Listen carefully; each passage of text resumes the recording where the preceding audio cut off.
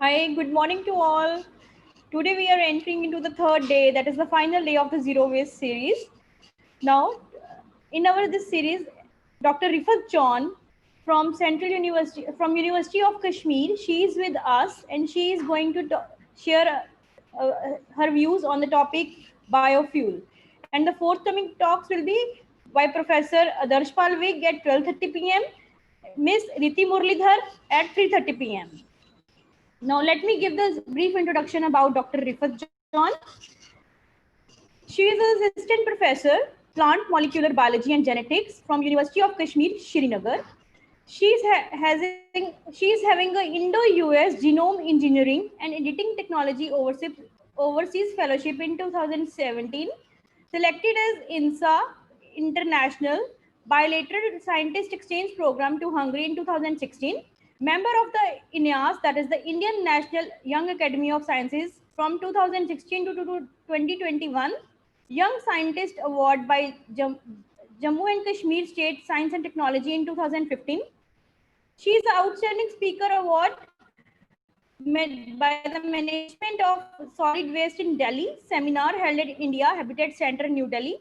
She also completed many research projects funded by various government agencies of India.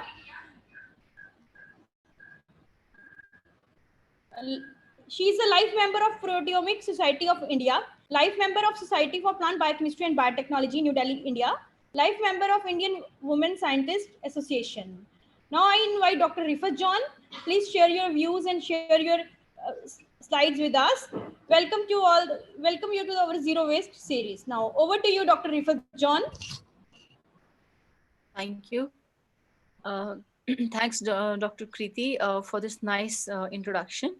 Thank you so much, ma'am. Now you can start your slide. Yeah. So,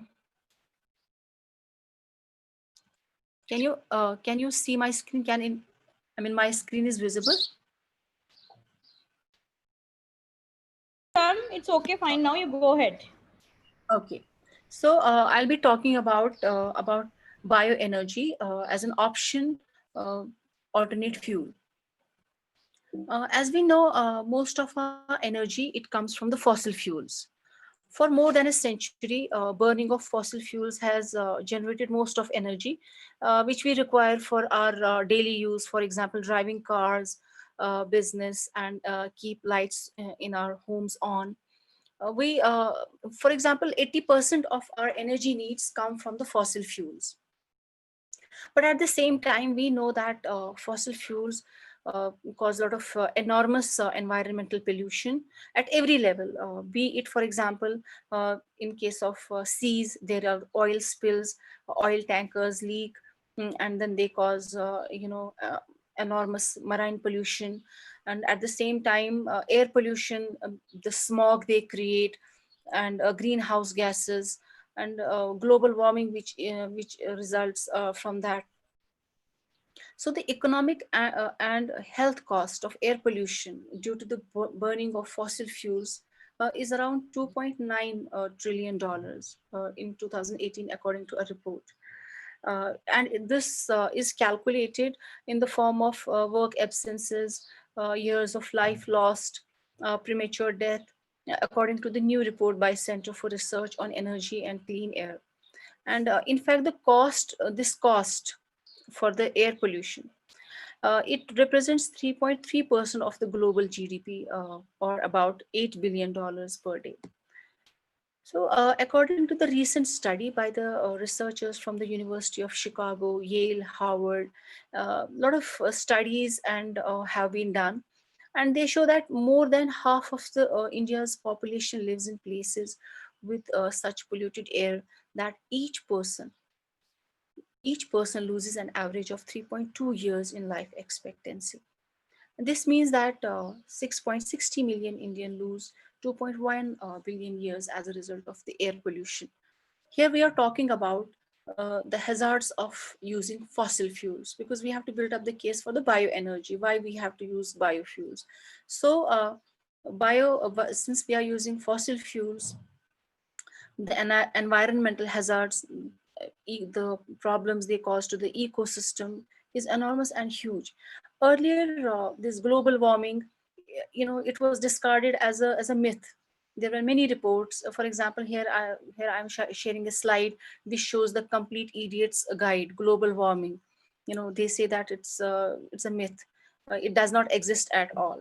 Climate change lies are exposed. So there were many lobbies which were working and saying that no, global climate change is it's a you know its data has been created, or the scientists are saying for no reason.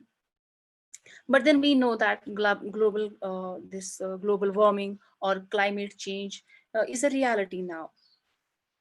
For example, if we talk the recent data, this is due to the COVID-19. All of us now see that there are many reports coming up in the media which show that due to the COVID-19 lockdown, the air pollution levels have in fact decreased. And there was a report, there was a photograph going viral that people can see now Himalayas from the Ludhiana now, or from Chandigarh. And for example, this is a slide which shows due to the COVID-19 lockdown, when the traffic was very low, you can see the pollution levels. Here, nitrogen dioxide density has come down to the, immensely it has come down. And similarly, similar reports have been found from the other parts of the world, including India also. And in fact, this is a 2 days before. This is the 16 June 2020. This is a screenshot which I'm sharing. It is by the United Nations Environment Program. They say we need a total fossil fuel lockdown for climate revolution. According to the report, they are saying that renewable resources of energy are now more cost effective than ever, and they provide an opportunity to prioritize clean economic recovery packages and bring the world closer to meeting Paris agreement goals, which are on the environmental pollution. So renewables are key pillar of health, safe and green COVID-19 recovery. So they have given this term green COVID-19 recovery that leaves no one behind. So this is according to the United Nations Environment Program. So now there is increasing realization that we need to give up the use of the fossil fuels. And what is the alternate for us? Because this is a presentation for 30 minutes, so I have to cut short. I cannot go on detail. Renewable resources are the natural resources that can be replenished in a short period of time. For example, solar energy is one of the renewable resource of energy, wind energy, hydroelectric energy, geothermal energy, and bioenergy. So now more and more research and more projects are coming up on the solar wind, how to use the solar energy, how to use the wind energy, uh, hydroelectricity, geothermal, as well as the bioenergy. So we are focusing on the bioenergy. So what are biofuels? A biofuel is defined as any fuel whose energy is obtained through the process of biological carbon fixation. Bio means which has a biological origin, so which has come from the natural carbon dioxide fixation. So whatever we get due to the natural photosynthesis, we call that as a biofuel, and we can use these biofuels to derive the energy, to get the energy, to get the biofuels. For example, we can use soya bean, we can use corn, sugar cane, sugar beet, switchgrass, jatropha, camelina. In fact, camelina oil has been oil is derived, or oil is extracted from the camelina seeds, and then it has been used as in the jets as well. Algae, they also provide a great resource for the bioethanol and other bioenergy products. And cassava, palm oil, certain fungi also. In fact, animal fat we can produce biodiesel as well, and other agricultural waste. So a lot of biofuel stock exists which we can utilize for getting the bioenergy. Biofuels can be classified on the basis of we classify them into the first generation, second generation, third, now even fourth generation as well. So what are first generation biofuels? They are the conventional biofuels. For example, we get bioethanol from the sugar, starch, or vegetable oil. Second generation biofuels are those biofuels which can be manufactured from the different types of biomasses. For example, lignocellulosic material, wood, straw, waste plastic, which is not in use, which we cannot use directly as a food.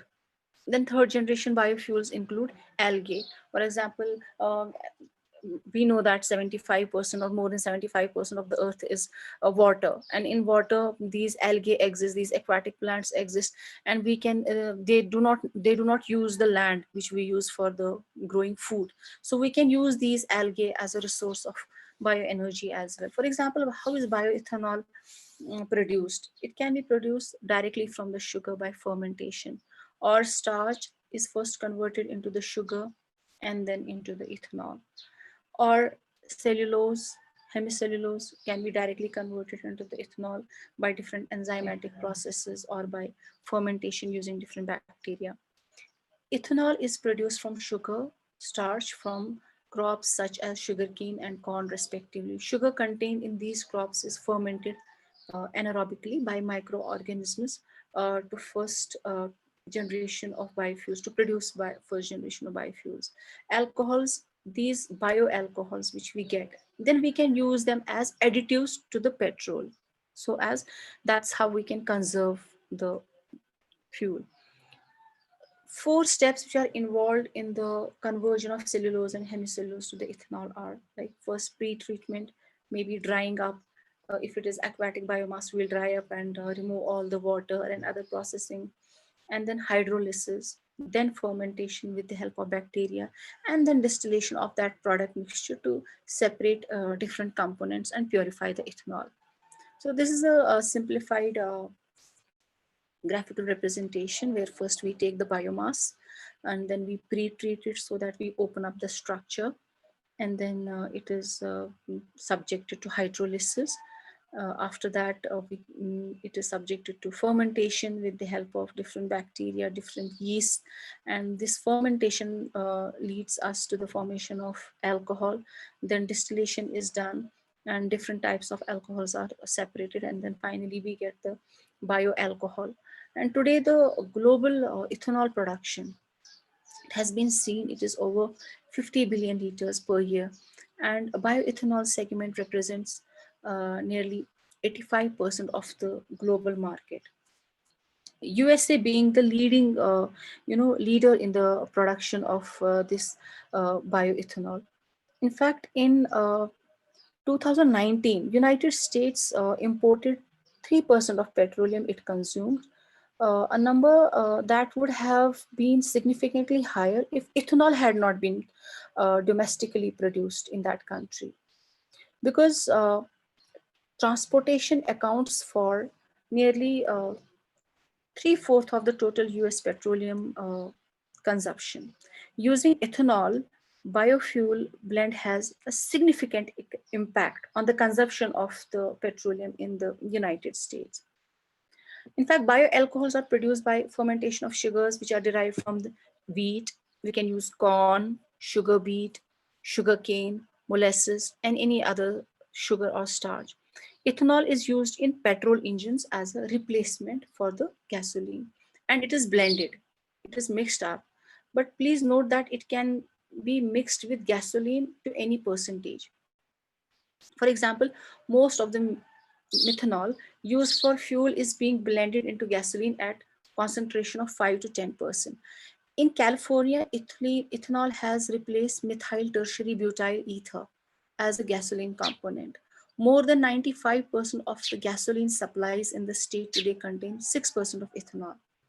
In fact, there is a small but growing market for E85, these engines, which use 85 means they use 15% of gasoline and 85% of the ethanol. And they use these vehicles, they have the flexible fuel vehicles, we call them, and several millions of which have been produced by the US automakers. In fact, ethanol is also being used to formulate a blend with diesel fuel known as e-diesel, and as a replacement for leaded aviation gasoline in small aircrafts. Advantages of ethanol are it has a higher octane number than gasoline, and that is why it provides a it provides premium blending properties. Bioethanol has a high octane rating, which results in the increased engine efficiency and performance. 15% of gasoline used to formulate E85 is to assure cold weather engine starting and to enhance flame luminosity. In low percentage blends with gasoline, ethanol results in increased vapor pressure, which can be adjusted for in-fuel formulation process and or controlled with onboard vehicle systems. So this bioethanol definitely has an advantage over the fossil fuels. Almost every country can become energy independent. Anywhere that has sunlight and land can produce alcohol from plants. For example, Brazil. Brazil is the fifth largest country in the world which imports no oil. Since half its cars run on the alcohol fuel, which is made from the sugar cane, grown on only 1% of its land. So this is the success story from the Brazil. Bioenergy production can revitalize economy. It can create more jobs.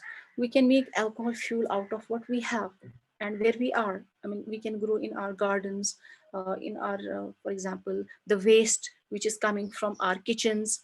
Alcohol fuel can efficiently be made out of many things, from waste products like stale donuts, grass clippings, food processing, or whatever waste is coming from our kitchen can literally make bioalcohol from all those wastes as well. And biodiesel is another biofuel, and it is the most common biofuel in Europe. It is produced from the oil or fats using transesterification process and is a liquid which is similar in composition to the fossil diesel. And its chemical name is fatty acid methyl or ethyl ester, FAME. So, are biofuels new to us? No, exactly, they are not. It was in 1700, biofuels were humankind's first liquid fuels.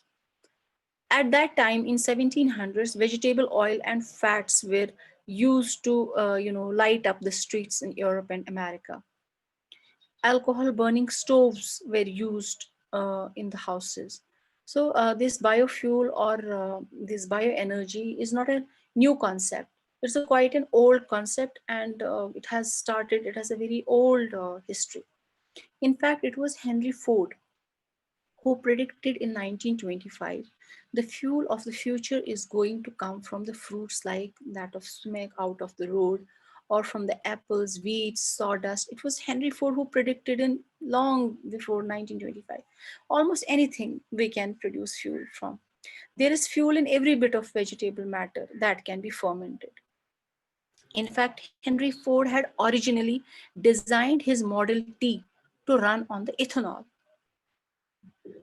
The first internal combustion engine, which was built in US by Samuel Morey, who used it to power a small boat, right, in 1826. He fueled it with a mixture of turpentine and alcohol. So, how do biofuels come back into the fashion? It was during World War First. There were fossil oil shortage, and therefore ethanol was high in demand. And it became known that ethanol could be blended with the gasoline for the suitable motor fuel. Most recently, there have been several fossil or oil crises, we know, since 1970s, and that prompted, no, we should go back to the biofuels, because we know fossil fuels, they are not renewable. There is a limited stock of fossil fuels. They are going to last for a particular period of time, maybe 40 years, 50 years, and then they are going to finish. At the same time, there are other problems, like in 1973, there was an oil crisis which was caused by the Organization of Arab Petroleum Exporting Countries. Similarly, in 1979, another oil crisis which was caused by the Iranian Revolution, and I mean the oil supply to the entire world was disrupted. In 1990s, oil price shock, and recently we saw an attack on the Saudi, oil fields by the Iran. So all this has prompted us to be independent of the fossil fuels, to look for the alternate uh, sources of energy. Other feedstock which where we can get bioenergy are animal dung. I mean, more than 2 billion people across the planet burn dried animal dung for energy, and its benefits are that it is cheap, it can be found in areas where wood is very less, and this cow dung is renewable and contains a reasonable amount of energy. Cow dung, for instance, it's about uh, 50% methane, 30% carbon dioxide by mass, and which we can easily convert into the biogas. Cow dung has an energy density of approximately 12 million joules per kg if burned down with 100% efficiency. Animal dung tends to have much higher levels of dioxins and chlorophenols, uh, as explained. So, municipal wastes, it can be another source of bioenergy. Otherwise, municipal waste, we know as it's a rubbish, garbage of no use, we throw it. No, we can use it as a biofuel. Um, for example, every day we have a discard from our homes and on daily basis. And this waste is not directly burned, but it is rather converted through a number of different processes into usable, cleaner fuel. Methane can be harvested from the landfills, because these municipalities, they collect all the waste and throw them at deposit them at the landfills, and methane can be harvested from these landfills as well. Waste can be gasified directly at high temperatures and with controlled concentration of oxygen and steam, so that we can produce syngas. Finally, waste can be put through a process known as pyrolysis, and at the same time we can grow energy crops. So the last major category of solid biofuels is growing crops which have high energy content. Most crops grown for the direct combustion are woody. These crops are dried, then they are converted into the pellets for the easy transport, and then they are burned either alone or in combination with other biofuels feedstock. Crops that are grown for conversion of liquid biofuel generally have high oil content or produce lipids, just jatropha. We have camelina, which can be converted into various liquid fuels. One of the cases of this biogas production, which I'm talking about, animal dung and municipal waste, is a classical example exists is a gobar gas plant. So a gobar gas plant is utilized for the production of biogas. So biogas is a clean, unpolluted, and very cheap source of energy in rural areas. It consists of 55 to 70% of methane, which is flammable and can be used for the gas stoves. Biogas is produced from cattle dung in a biogas plant commonly known as gobar gas plant through the process called the digestion. For example, here we can see that in the rural areas, they are using these tanks. All the cow dung or the animal waste are put into these tanks, cement tanks, and then it undergoes the fermentation there. And small pipes are coming out of these tanks, and the gas which is produced from these tanks can be used for cooking purpose. So feeder can be cow dung. In these tanks, we can put cow dung, we can put human waste or animal waste, livestock, poultry waste, night soil, crop residues, food processing and paper waste, materials such as aquatic weeds, water hyacinth, filamentous algae, seaweed. These waste can be put into these tanks, and then they undergo the fermentation, and they produce the biogas. Large cattle population in the countryside ensures the steady source of supply of raw material which is required for the running of these gas plants. These gas plants help in reducing the deforestation, because then women go to the for the collection of these small firewoods. Uh, so we can reduce the deforestation by these biogas plants. It helps also in the maintenance of the ecological balance, and it helps in achieving that rural sanitation. And at the same time, it has a lower capital cost, and almost it is a cost free maintenance. And it removes the drudgery of the woman. They have the all the way go to the woods and jungles and collect all those firewoods, and sometimes they don't keep well, and sometimes they become prey to these wild animals. So it can be a source of respite for the women as well. India has been pioneering a country in developing the simple and easy to operate biogas plants. The government of India has been running national biogas and manure management program for the welfare of the weaker section of the society. And 100% biogas engines are operational in the country. 95% methane to make it suitable to be used as a transport fuel and for blending with the natural gas where the gas grid is available.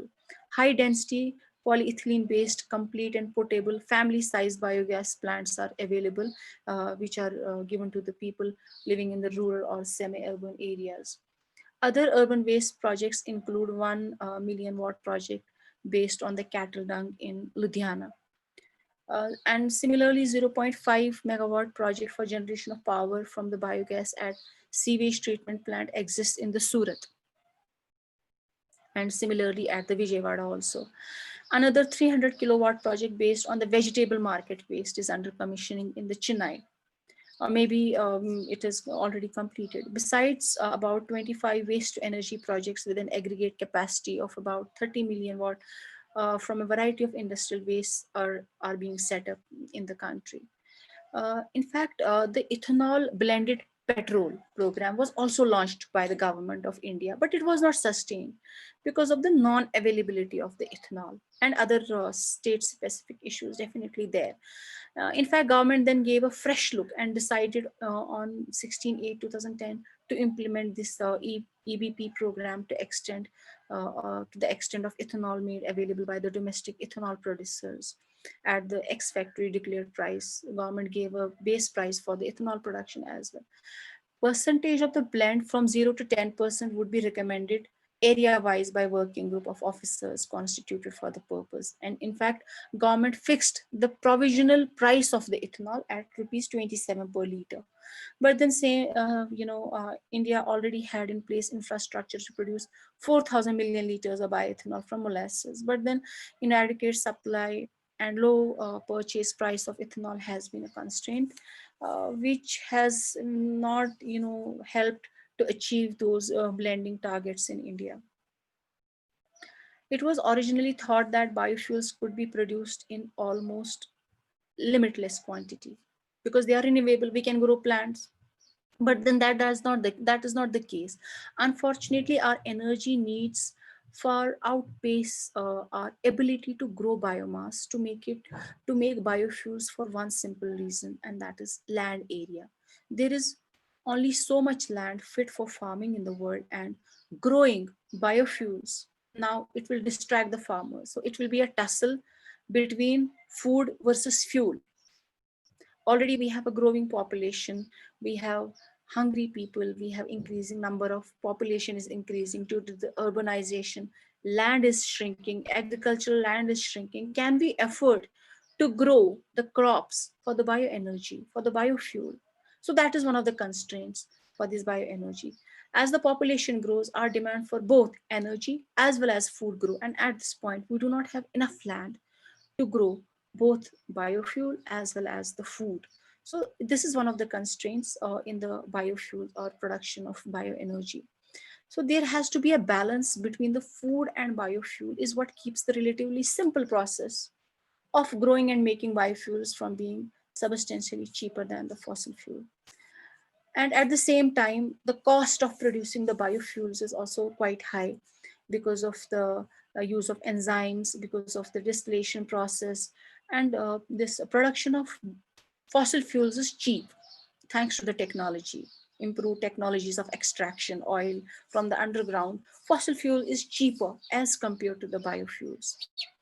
The other problem that we run in with the biofuels is that carbon dioxide is not the only greenhouse. Okay, we are saying, okay, we are saving the environment, but then are we really doing that service? That is again doubtful. Other chemicals like nitrous oxide, they are also greenhouse gases, but then they also grow because we have to use fertilizers for growing these bioenergy crops. So again, we are using more fertilizers and we are producing more greenhouse gases.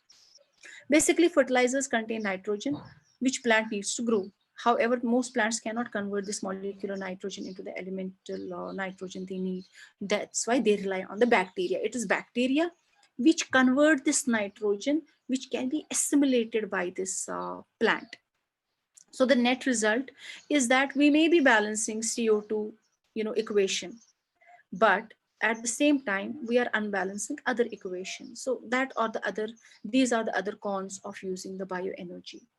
Biodiversity is another important factor because when we go for growing more and more energy rich crops or a biofuel feedstock plants, then again that is going to have an impact on the biodiversity and ecosystem and ecology of the planet. The type of farming needed to produce large quantities of biofuels is generally not amendable to the high levels of biodiversity. Okay, this again poses a fundamental problem in producing the biofuels that is enhanced by the fact that super pests, again, another issue, super pests which are produced in the effort to grow biofuels, they can also threaten the crop. So the conclusion is we will explore the biofuels in the more depth for now.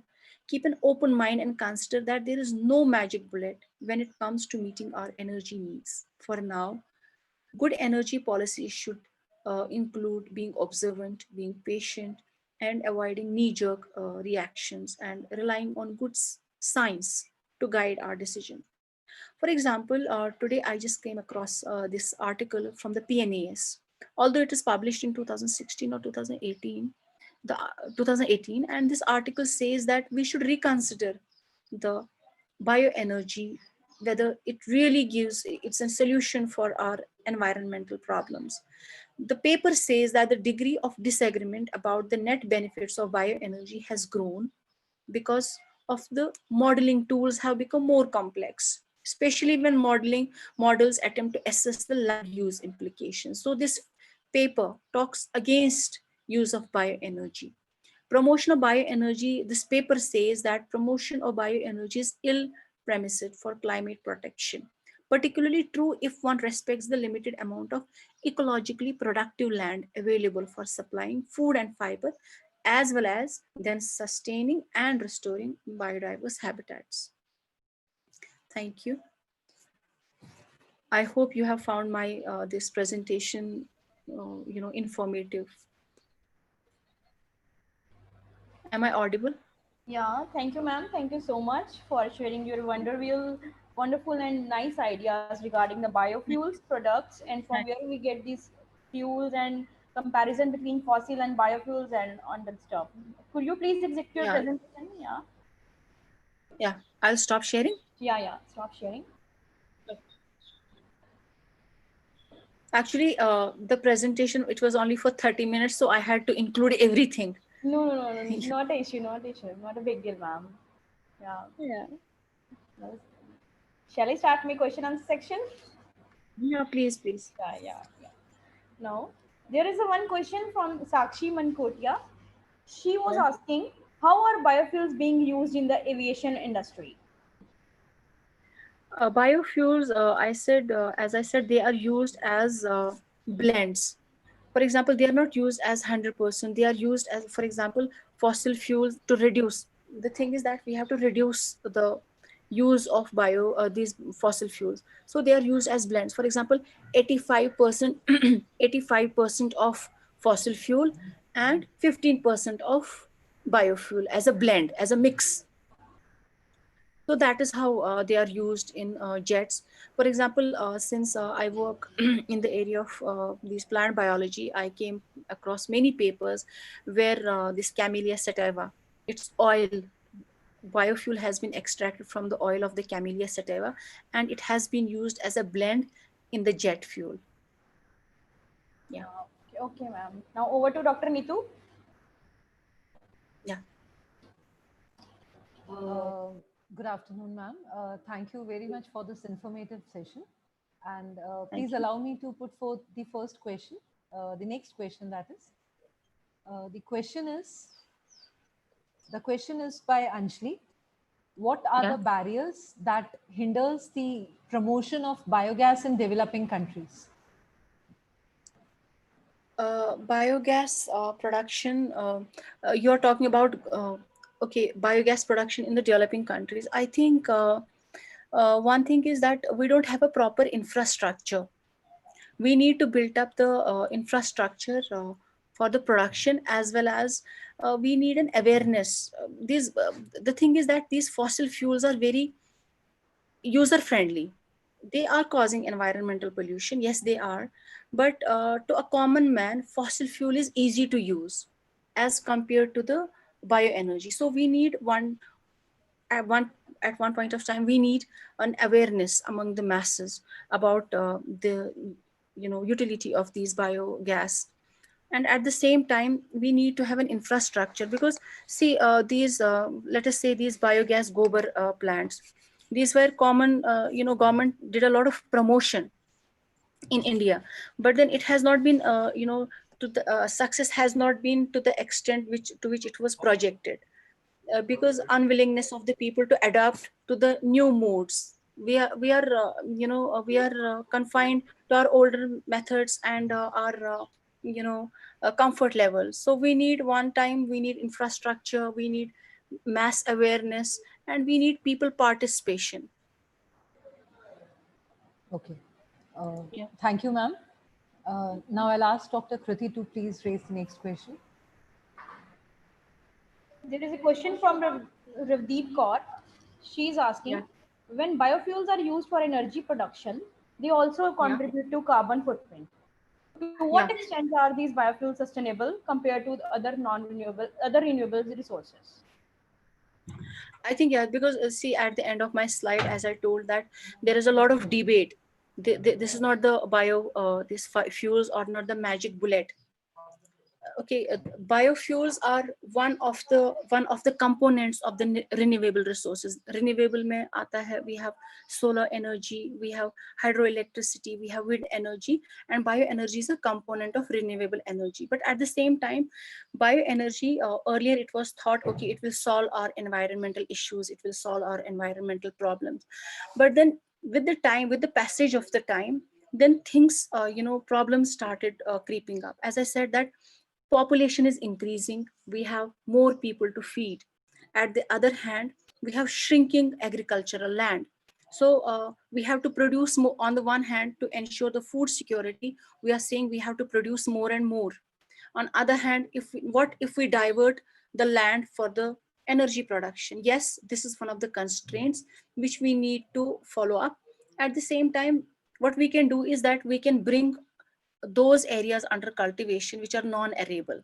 We cannot go for the agricultural land use. We will go for the use of those lands which cannot be utilized for the agricultural use. At the same time, for example, algae, they grow in the oceans, they do not need any fertilizers.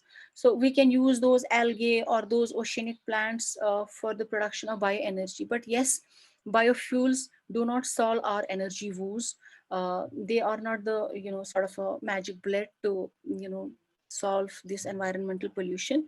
And it is again debatable, because at the end of my slide I showed a paper from the PNAS, which again are doubting that whether they really help us in reducing the carbon dioxide footprint. I mean, that is a debatable. Again, this is not, bioenergy is not a solid foolproof solution. They have their own constraints. Yeah. Many of the viewers, they want to ask you one question, like me also. In Punjab, stubble burning is a common problem. Can we use stubble uh, for the production of biofuel, and to what extent Yeah. it is successful? Uh, Actually, yes, this is one of the uses of this stubble burning can be for the bioproduction, this biofuel production. I will cite you an example from my place as well. For example, we have a Dal Lake in Kashmir, Srinagar, and it has a huge problem of growing weeds. And in many in Kashmir we don't have, but in many other countries they are converting these aquatic weeds into the biofuel. And similarly, yes, I mean the stubble, one way it can be used is that it can be converted into the biofuel. But at the same time, the question is the cost of converting this stubble, this waste, this agricultural waste into the biofuel. Matlab, the the cost which is involved in the production of biofuel is much higher. It will make it more expensive, much expensive.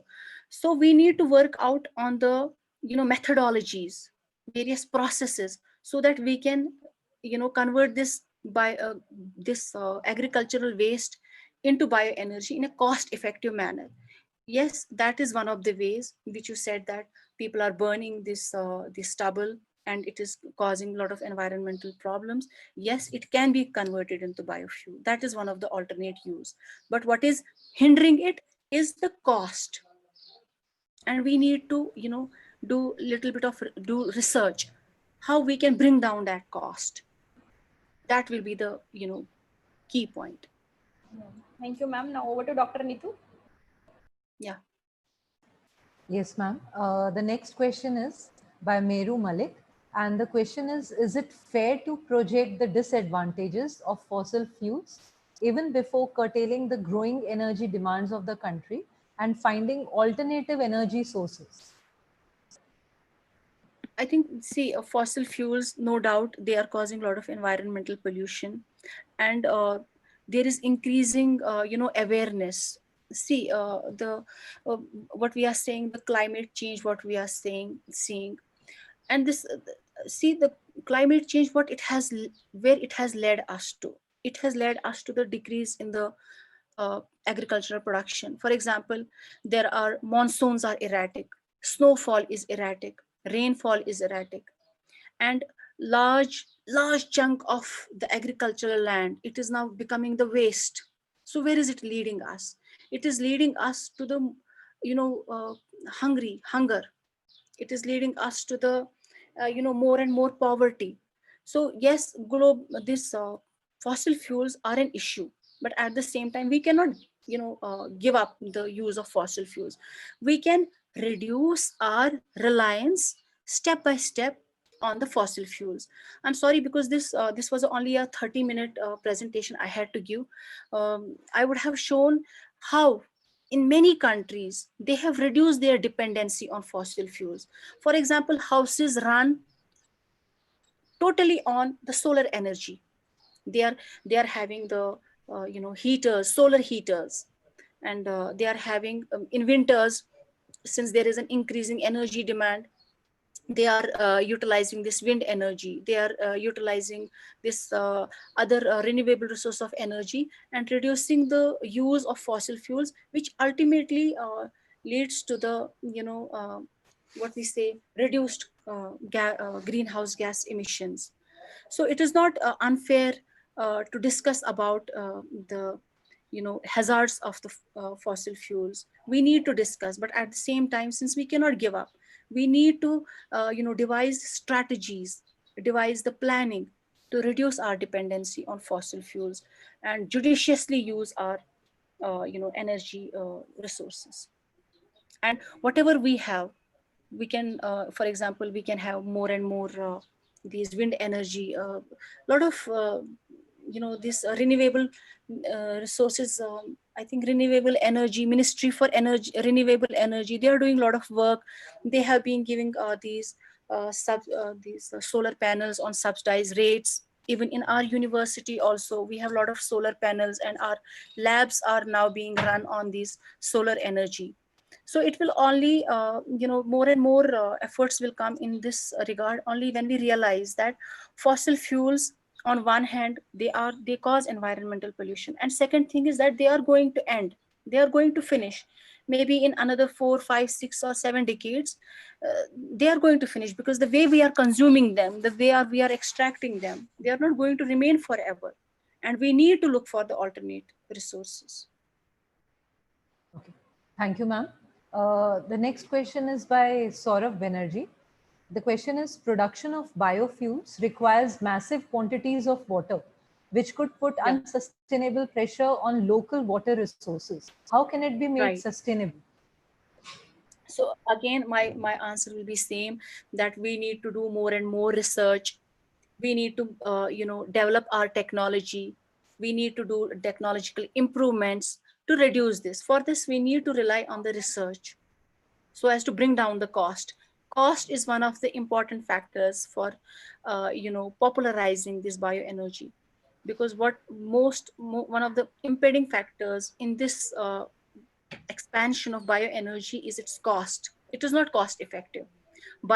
These fossil fuels are cheaper as compared to the bioenergy, and we need to constantly do the research, find the cheap feedstock, find the low cost, for example, lesser use of enzymes, lesser use of bacteria, lesser use of water, lesser use of space. We need to constantly do the research in this regard, because biofuels, at every place geography varies, feedstock varies, and every feedstock has a different method. It undergoes the different processes to produce the bioenergy. So in this regard, their research needs to be done. We need to constantly improve and push ourselves for the efficient production of biofuel. Yes, thank you, ma'am. Now over to Dr. Kriti. Yeah. There is a one question from Nasir Khalid Azadi from Oman. He is Yeah. going to ask, hydrogen is the most widespread element in the universe. What can be the implications of hydrogen energy in near future? Hydrogen, Energy. hydrogen in the Hydrogen energy in near future. Matlab, how can we, get tell about why hydrogen is energy is so, what are the implications regarding the hydrogen energy in near future?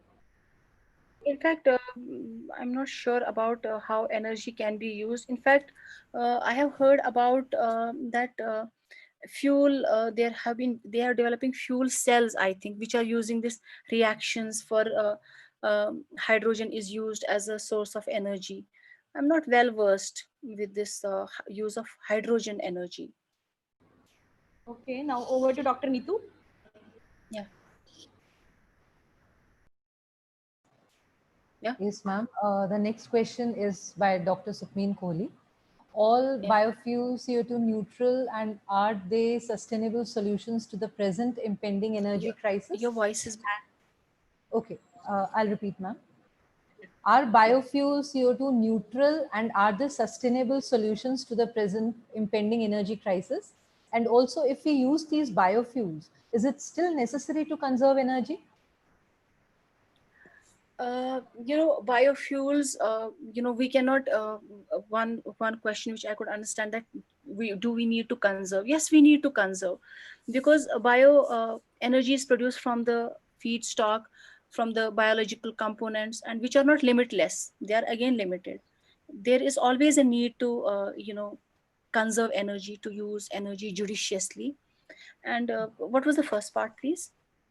The first part was, are biofuels CO2 neutral, and are they sustainable solutions to the present impending energy crisis?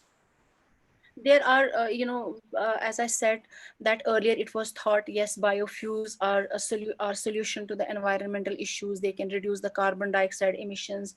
But as I said, that many models have shown that on one hand, even if they reduce the carbon dioxide emissions, but on the other hand, uh, you know other greenhouse gases, for example nitrogen dioxide, they are not, I mean, they are not reduced by this use of biofuels.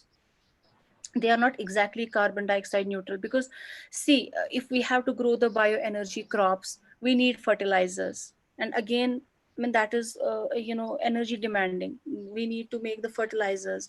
So exactly, we cannot say that they are carbon neutral, but yes, we can safely say they help us to some extent reduce the carbon dioxide emissions. Okay. Thank you, ma'am. The next question is from Arunachal Pradesh by J. Lal Pekhula. And the question is, all electricity of Iceland is generated using renewable energy. In Where Norway, which place? Norway, right? Iceland, ma'am. Okay, All electricity of Iceland is right. generated using renewable energy.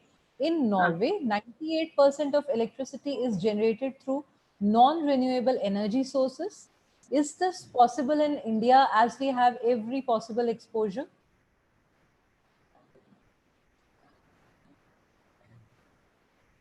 Hello? Hello, can I please, your voice was breaking.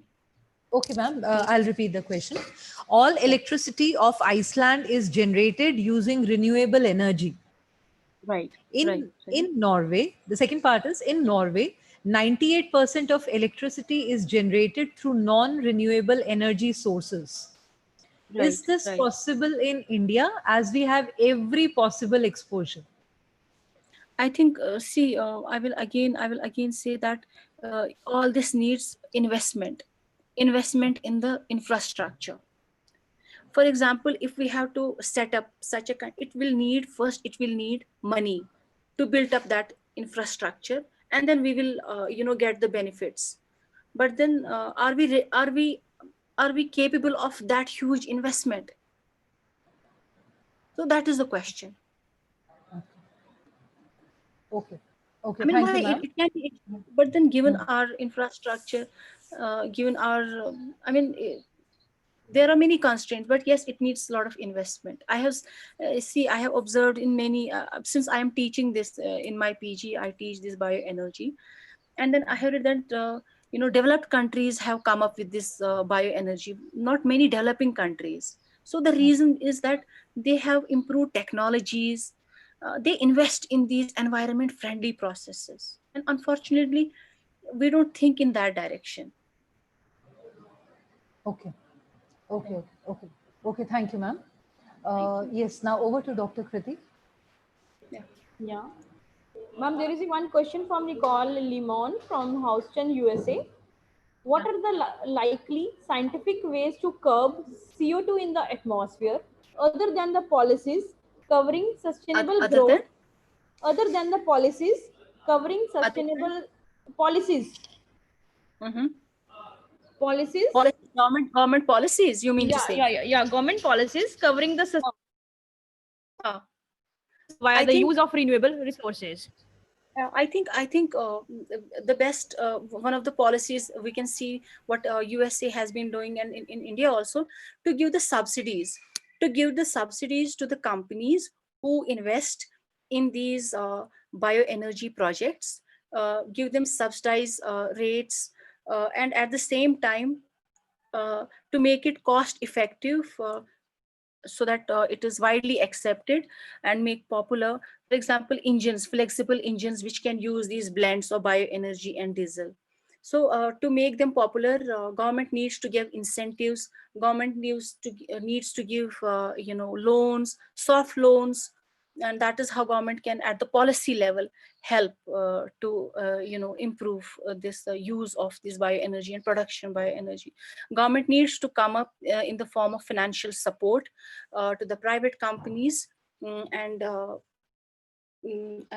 helping to develop these different techniques, help investing in the, for example, DBT, Department of Biotechnology, has set up many bioenergy research institutes in India. We have, and where DBT is promoting the research in this area. They are giving projects for the production of biofuels at the pilot level, at the lab level. So government can put into the R&D, research and development programs. They can give different incentives, In that way, it can help, in improving the bioenergy production and meeting the targets of bioenergy production. Thank you, ma'am. Now there is a question from Shwinder Kaur. She is asking about production of biofuels needs land. Now land is shrinking. Can biofuels Right. be produced in a small garden or small space? See, if they are produced in the small garden, then automatically the production will be low. But yes, I mean, they can see, if we are producing, just I showed that gobar gas plant, they are making tanks, right, in the rural areas, and then they can run one or two stoves, and they can cook food, and it can lessen their dependency. It can reduce their labor. So yes, definitely in our kitchen gardens or on the back side of our homes, we can have small, these gobar gas type of biogas production, small plants. And if not, we cannot do huge work, but yes, we can definitely use that. Over to Dr. Neetu.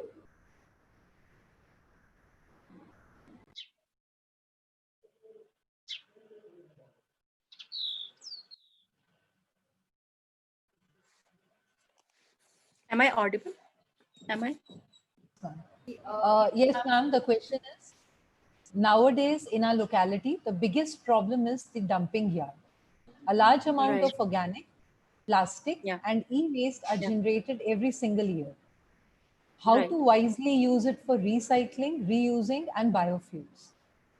So in landfills, one of the thing is that municipal corporations, first of all, they first of all segregate this waste into bio and non-bio form. For example, the waste which we get from the kitchens, which is a biological origin, that can be directly sent to the bioenergy or biofuel, can be used as a biostock. There are many examples. I mean, again, because of this short presentation, there are many examples where in many countries they are taking this waste from the landfill directly to the production of to the production site of the, they directly send it to the industries or a company which convert them into the bioenergy. There are examples. In fact, there is a school in Europe which they use bioenergy from their toilet wastes. Okay, So thank yes, yeah, it can be segregated into the biological waste, non-biological waste, and then definitely it can be used for bioenergy production. Yes, it is being done in many countries. It is being done. Okay. Yes, thank you very much, ma'am. Now over to Dr. Kritik.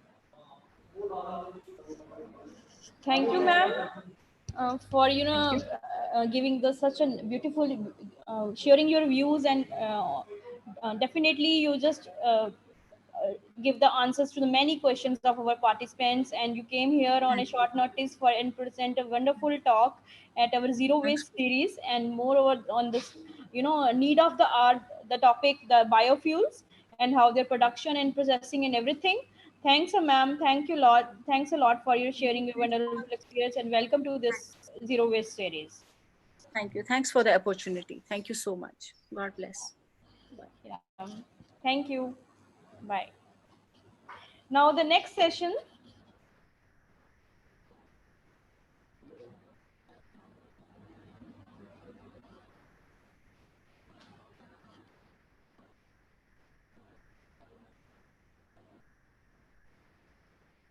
Now the next talk will be at 12:30 by Professor Adarsh Palvik. He is the professor, director of environmental sciences from GNDU, that is Amritsar. So stay tuned and see you at 12:30. Thank you and enjoy. Have a cup of tea.